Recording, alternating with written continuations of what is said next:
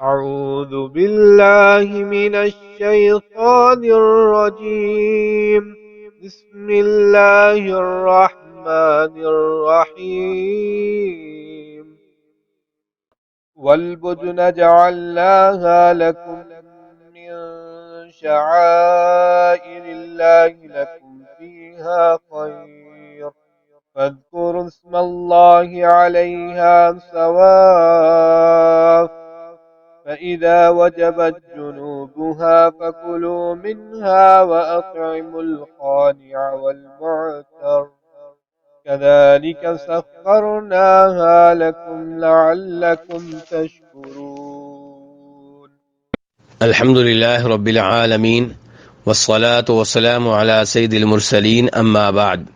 ایک بھائی سوال کرتے ہیں کہ شریعت نے یہ جو اصول بیان کیا ہے کہ جو اونٹ کا گوشت کھائے اسے دوبارہ وضو کرنا ہوگا، اس اصول کی کیا حکمت ہے؟ کس وجہ سے شریعت نے یہ کہا ہے کہ اونٹ کا گوشت کھانے کے بعد وضو کیا جائے؟ تو گزارش یہ ہے کہ اس میں کوئی شک و شبہ نہیں کہ نبی علیہ الصلوۃ والسلام نے اونٹ کا گوشت کھانے کے بعد وضو کرنے کا حکم دیا ہے۔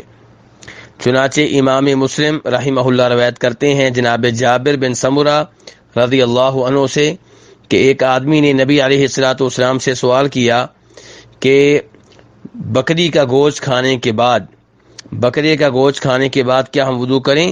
آپ نے فرمایا وضو کرنا چاہو تو کر لو اور نہ کرنا چاہو تو نہ کرو۔ تو سوال کرنے والے نے کہا کہ اونٹ کا گوشت کھانے کے بعد کیا ہم وضو کریں؟ آپ نے فرمایا ہاں، اونٹ کا گوشت کھاؤ تو تب وضو کرو۔ اور ایسے ہی امام ابو داؤد رحمہ اللہ اور ترمذی ابن ماجہ وغیرہ جناب براء بن عازب سے روایت کرتے ہیں کہ نبی علیہ الصلوۃ والسلام نے فرمایا اونٹ کا گوشت کھانے کے بعد وضو کرو اور بکری کا گوشت کھانے کے بعد وضو کرنے کی ضرورت نہیں ہے۔ تو نبی علیہ الصلوۃ والسلام کی احادیث اس معاملے میں واضح ہیں۔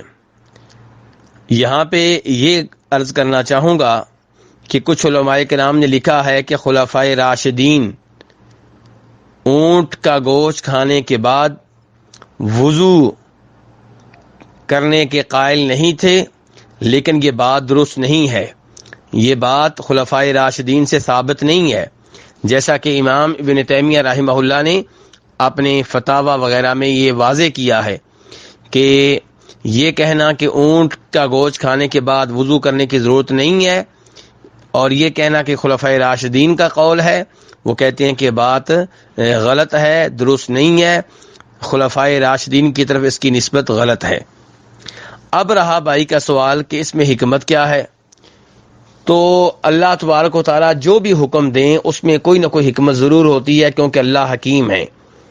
اللہ کوئی بھی ایسا حکم نہیں دیتے جس میں ہمارے لیے خیر نہ ہو، فائدہ نہ ہو۔ اللہ تعالیٰ کے ہر حکم میں ہمارے لیے فائدہ ہے، چاہے وہ فائدہ دنیاوی ہو چاہے اخروی ہو۔ تو اللہ تبارک و تعالیٰ کے نبی علیہ الصلوۃ والسلام نے اللہ کی شریعت ہم تک پہنچائی ہے کہ اونٹ کا گوشت کھانے کے بعد وضو کیا جائے، اس میں کوئی نہ کوئی حکمت ہے، لیکن کیا حکمت ہے یہ حکمت نبی علیہ الصلوۃ والسلام نے واضح نہیں کی۔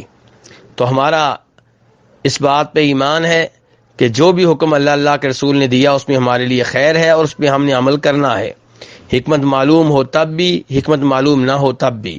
تو اس کی حکمت قرآن و حدیث میں وارد نہیں ہوئی، البتہ علماء کرام نے اپنی آراء بیان کی ہیں۔ کچھ علماء کرام کا موقف یہ ہے کہ اونٹ کی فطرت میں شیطانیت پائی جاتی ہے اور جو اس کا گوشت کھائے گا تو شریعت نے کہا ہے وہ وضو کرے تاکہ یہ شیطانی جو قوت ہے یہ زائل ہو جائے۔ واللہ تعالی اعلم۔